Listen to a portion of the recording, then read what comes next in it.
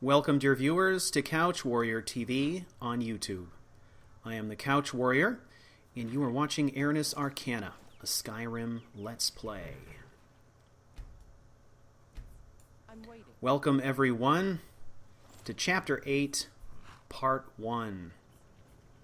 I can't believe we're into Chapter 8 already, and I want to thank you for joining me for the story. I'm calling this chapter Architect Ascendant. And I think that the reason for this title will become clear as we go through the chapter, but I will elaborate a little bit during this episode on what's going on with Fleet. So in the last episode, we polished off the last of our two contracts for Nazim and eliminated the vampire Hearn in his own home.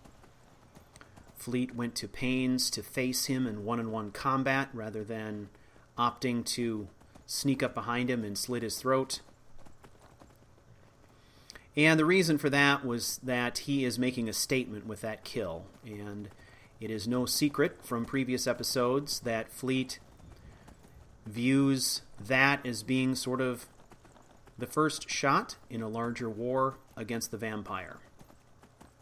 But for right now, we are on our way to the Falkreath Sanctuary of the Dark Brotherhood. We are going to turn in these quests to Nazir, and once that is done, we are going to move on to the next phase. One of the things we need to do is have a private conversation with Astrid. We need to compel her to make a choice about what is going to happen with Amaund Motierre, who has performed the Black Sacrament, but rather than finding out that he performed the Black Sacraments through some clandestine means, it was actually told to Fleet, who is now the listener, directly from the Night Mother. And that's the first time that the Night Mother has spoken to the Dark Brotherhood in a very, very long time. So Fleet feels that, without question, this is the most important contract they would have ever received. And to him, the idea that they would even consider not doing the contract is unthinkable. So there's a lot of conflict for Fleet right now about what's going on with this and why Astrid is making this decision. And he feels it's the wrong decision, and his future and her future kind of depend on this conversation. We need to talk. Has the time come? Will I now serve the Night Mother? What's happening here? I'm not sure entirely what that something is, but, well, we need to find out. If the Night Mother really did give you an order to talk to a contact, we'd be mad to ignore it. And I think we'd both agree Cicero's brought quite enough madness to this sanctuary. So go. Go to Volunruud. It's a crypt, pretty far to the northeast. Talk to this Amaund Motierre, and let's see where all this leads, This, for Fleet, is clearly the right decision. In game terms, Brother? nothing really would have come of it if she had made another decision, which would be, not to pursue this contract. But in purely role-playing and storytelling terms, if she had sort of made the decision that they weren't going to pursue a contract given directly to him by the Night Mother, that probably would have been grounds for drawing his knives. So that's kind of the attitude he brings to this endeavor. And here are the tenants. These are the tenants that Fleet sent in a previous episode, along with a letter to Astrid requesting that she hang them up. He had these restored and hung back in the sanctuary for everyone's viewing pleasure. He is a traditionalist when it comes to the Dark Brotherhood, feels they should be living by the tenets, feels they should be adhering to the spiritual aspects of what the Dark Brotherhood was all about when it was originally formed. So, as we've mentioned before, his opinion is that the Brotherhood has lost its way, and it's his job to bring it back in line. But, as is traditional, before we do anything else in the Sanctuary, we stop off and we pay our respects to Sithis and the Night Mother. And then we go about our business.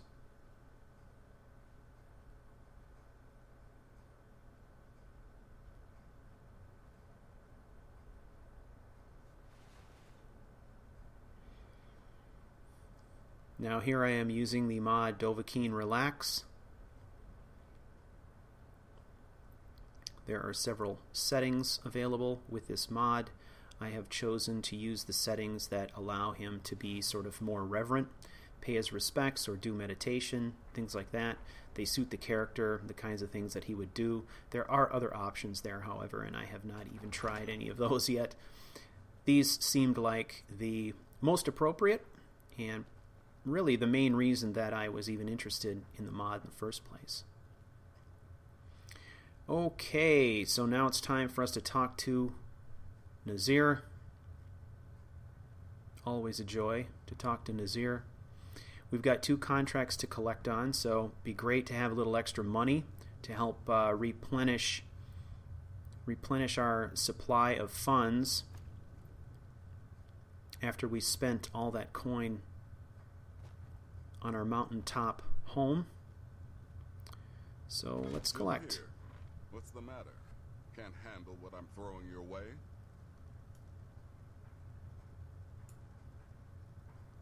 No, we can handle it just fine. Brother, you're alive.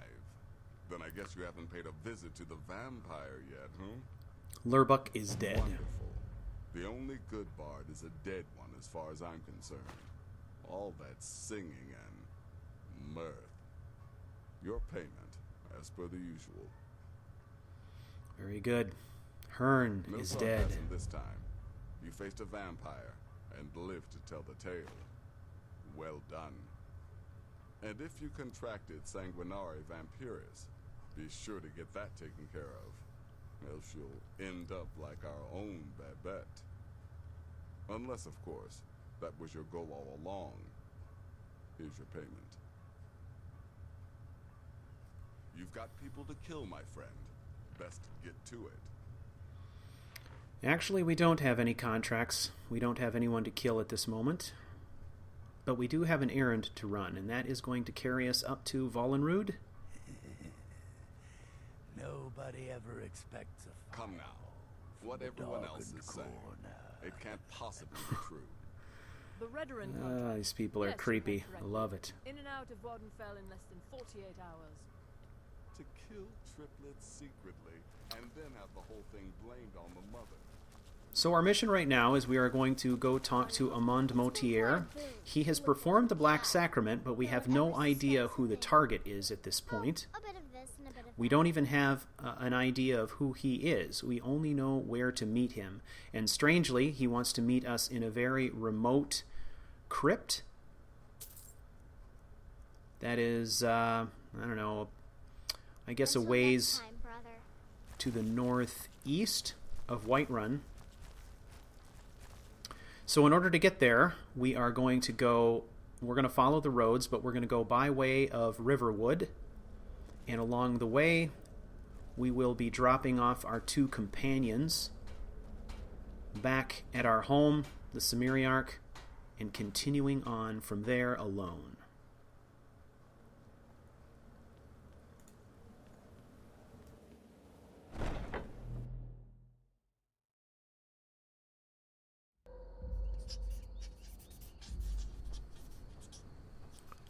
Fleet's Journal. It was gratifying to see that Astrid had displayed the tenets I had commissioned for the Sanctuary. It means that she has made a second wise choice, the first being the pursuit of Motierre's request. I must complete this mission immediately, as it is the first bestowed upon the Brotherhood by the Night Mother herself in centuries. We must not underestimate the importance of this contract. The Night Mother would not come back to us if it were not of paramount importance. This is a task I will perform alone. Something tells me that Sithis is presenting me with a cipher in this Amaund Motierre. If I interpret the code correctly, I may reveal the path to salvation for the Dark Brotherhood and unrivaled dominion over the dark corners of Tamriel. I must have time to think. I must also take this charcoal rubbing of Caselmo's research back to Winterhold. Something tells me that this knowledge will reveal key stars in the constellation of my larger plan. It's far from clear, but the mist burns away a bit more each day. Sithis, give me the wisdom to see the whole and choose the right path for my brethren.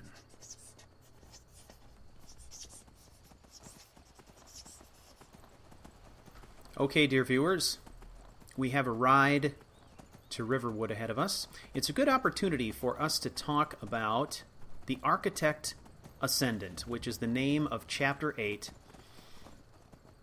I'm calling it that because this is the chapter where Fleet really starts to come into his own as a strategist. This is a scenario that I, as the storyteller, have been thinking about since Chapter 1, but it didn't make sense to really reveal it. It seems that our character, Fleet, needs to achieve a certain level of maturity, a certain level of experience before he finally comes to that point where he is in a position to formulate a grander strategy. So some people are good strategy people, and other people are good tactical people. I would like to think that in the early parts of his career, Fleet was very focused on the tactical. And now, with experience, with wisdom, with power, he is starting to understand the larger picture of what's going on in Skyrim and what's going on in Tamriel. He's starting to be exposed to political opportunities that could allow him to not only restore the Brotherhood to its former glory, but do it in a way that would make their power unrivaled in Tamriel.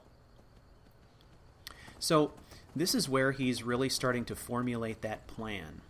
So the name of this chapter, The Architect Ascendant, refers to his coming into his own as the architect of this grand strategy and sort of his ascent to power, or his ascent to that position as being the grand strategist for how all this is going to work. So that is my short dissertation on why this particular name for the chapter.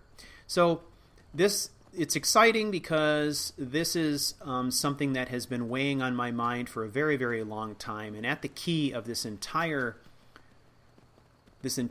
experience for me was thinking about some of the larger things that were going on here, one of which is the Civil War, which is always looming in our story, and the juxtaposition of what's going on in the Civil War with the Dark Brotherhood's pursuit of Amaund Motierre's contract. And I'm not going to get any further into the details of Amaund Motierre and his contract quite yet. I don't want to spoil anything for those of you who haven't gone this far down the Dark Brotherhood questline. But we will very soon be at that point, and I will be able to elaborate even further on what's going on. And it should be interesting to try to see how we can weave these two very important pieces of the Skyrim experience into our story and tie them together in a way that really feels cohesive and makes a lot of sense. So, anyway, something I'm excited about only because I've been thinking about this specific scenario since episode 1, since the prologue. and is one of those things that I've just had to sort of keep under my hat. So very soon I'll be able to get it off my chest, which always feels good from a storyteller's sense, right? Getting that big idea out there that everybody can comment on and we can start talking about and stuff. So it'll be fun. So for now, what we're doing is, as I've explained, Fleet is going to move on from this point alone. He feels that it's imperative that he talk to Amaund Motierre on his own. He has had some sort of premonition or has some sense that this conversation is going to be very important to his future and to the future of the Dark Brotherhood. So it is a conversation that he wants to have absolutely in private.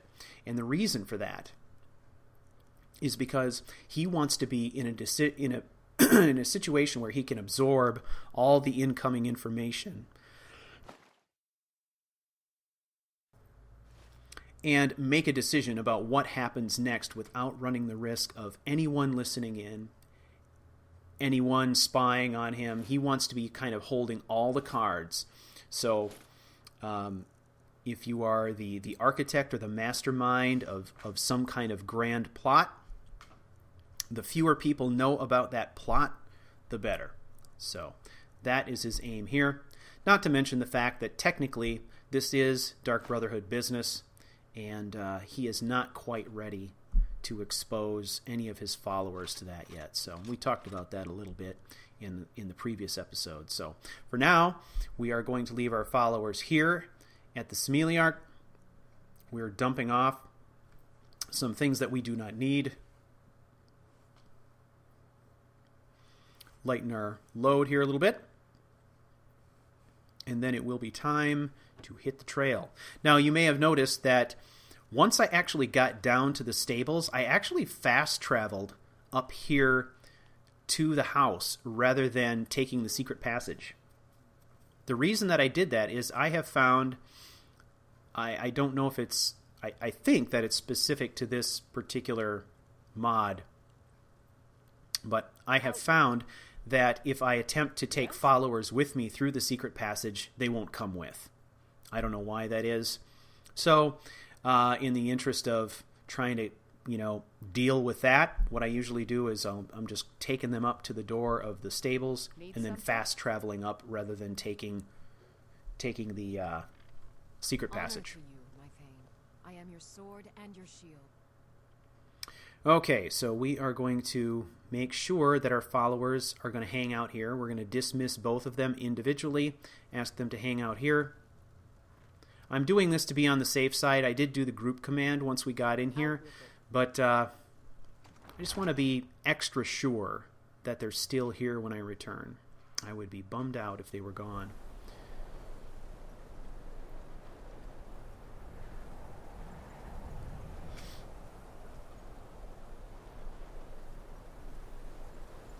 See you again, friend.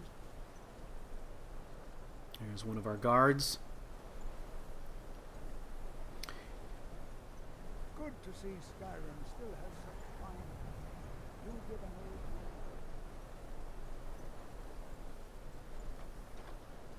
Just taking a quick look in this chest to see if perhaps I'd stashed any steel ingots in there. If you remember, I still have a Tanto blade that I crafted in the last episode just prior to our battle with Hearn that has not been improved. I thought if I had anything on hand that would allow me to do that, I would just go ahead and take care of it now. But I do not. So we will pick something up on the trail at some point, I'm sure. Here's one problem I have with this mod is the difficulty in actually activating our secret door. I mean, it's really particular. But we got it.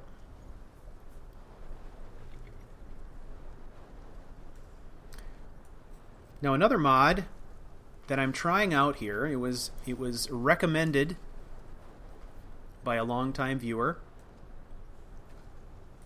is the, what is it called? Mounted casting. So it's going to allow me to cast spells from the saddle, and I have activated this and set it up so that I can use the bound bow spell from the saddle. I've only tried it out a couple of times with mixed success. I love the idea of being able to use my bound bow from the saddle, but thus far I've been unimpressed with the performance of this mod. For some reason, seems to be some inconsistency for me in actually activating the spell I want. And I can't really figure out what the issue is specifically. There's just times when I hit the key and nothing happens, and other times I hit the key and there's my spell. So if I can't figure out what's going on with it and actually make it perform consistently, it's not going to be of much use to me, and I'll probably go back to a standard bow when I'm in the saddle. But we're going to give it a try in this episode and see what happens.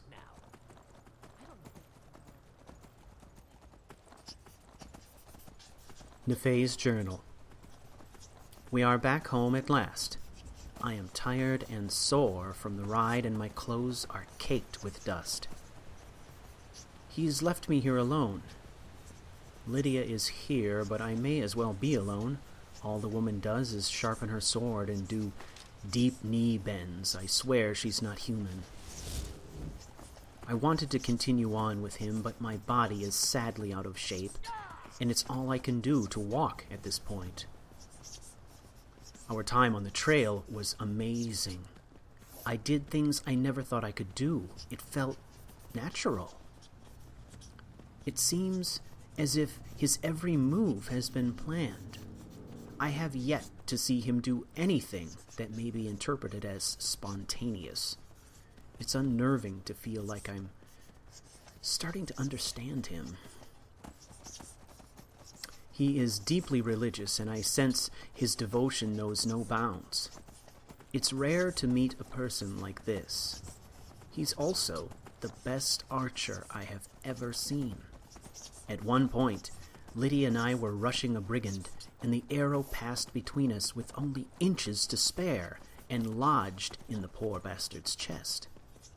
He, Cimmerian, never said a word. It was just what had to be done, and he calmly proceeded to the next phase of his plan, which included 3 uphill shots and 3 more dead brigands. Secretly, I am thankful for the opportunity to rest. I need to build my strength if I'm to keep up with this man. Perhaps some deep knee bends are in order.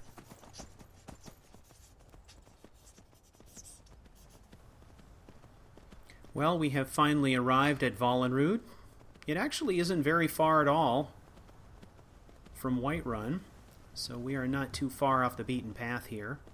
I would like to take this opportunity to welcome a new viewer. The screen name is J-Tai, and J-Tai speaks to us from the past. Yes, J-Tai is currently back in Chapter 1, Episode 3. And I am leaving this here as a little Easter egg, something of a reward. We'll see, J-Tai, if you are diligent enough, you have the determination, and you catch up to us all the way here in Episode, 60, 61. Kudos to you, and thank you for joining us in the story. Appreciate it. So our objective here is we are going to go inside this crypt. We are going to meet with Amaund Motierre, our client. We're going to find out what he wants, what his proposal is. We still don't know who the target is or anything about the contract. So we are going to get the details, and then we are supposed to report back to Astrid on the particulars of this job.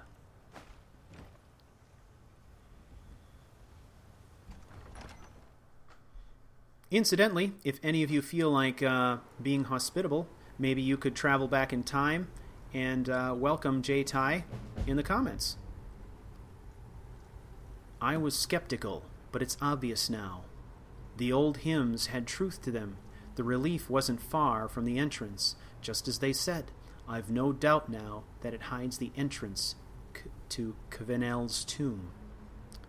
The 2 keys must be hidden somewhere nearby. Ceremonial replicas of Oaken and Eju favored weapons when Quenelle went into battle. I don't dare explore further without hiring bodyguards to accompany me, however. I think the tongue chieftain, Quenelle, could be entombed behind just a few feet of stone, the ancestor we scarcely believed was real. Twice damned for planning this foolish scouting trip. I should have hired those spell swords in the first place. Perhaps there was no need. This place is just a tomb, after all, and there are no obvious signs of habitation. Okay, we picked up a quest. But first things first, let's find this guy.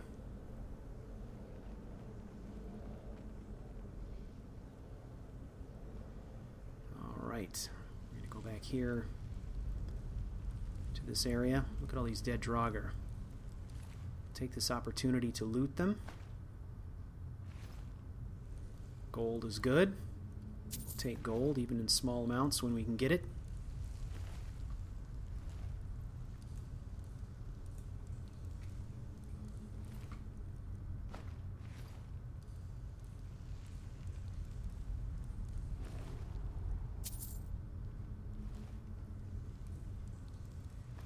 All right, let's go have a chat.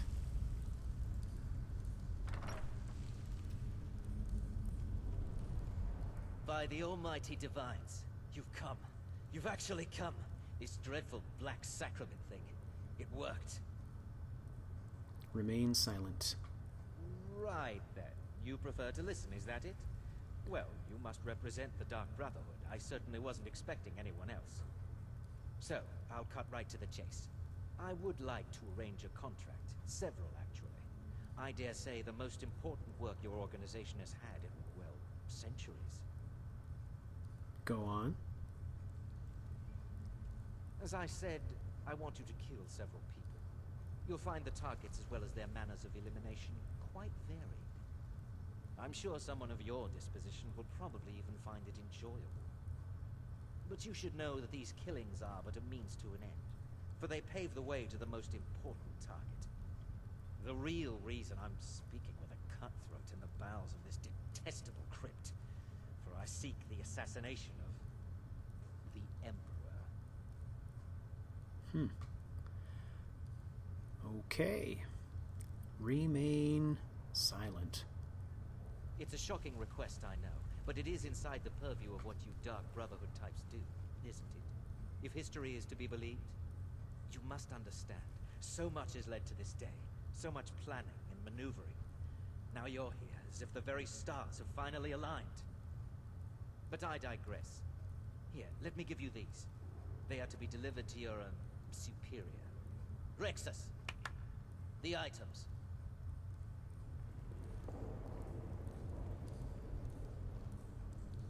Here. The sealed letter will explain. I have vowed to serve Amaund Motierre until my dying breath. You can Best remember that. And all expenses. Okay. Is there something else you need? We have received some kind of amulet, which is supposed to be extremely valuable, and a sealed letter that is supposed to be for Astrid's eyes only.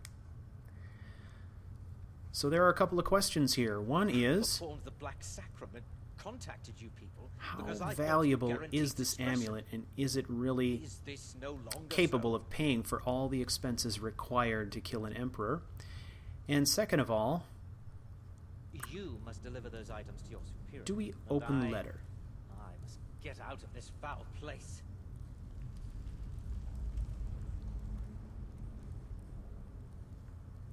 Let's have a look around quick before I we have go. vowed to serve Amaund Motierre There are until my many dying decisions breath. to be made now Best going remember that. forward, and Amaund Motierre does not realize it, but he has left open to us a huge, huge opportunity I have vowed to serve to Amaund grab Motierre. control for the Dark Brotherhood of a lot. And we're going to talk about that in the next episode. Best remember We've reached the end of this one. Thank you for taking the journey with me. And until next time, may all that you do be swift, quiet, and Is there deadly. something else And you to need? all Skyrim assassins, I salute you. Silence is our battle cry.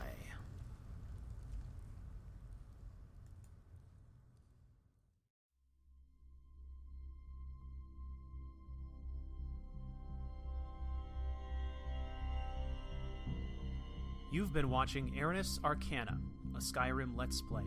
If you liked this video, please rate, like, and subscribe. For more information on this and other CouchWarrior broadcasts, visit me on the web at www.couchwarrior.tv.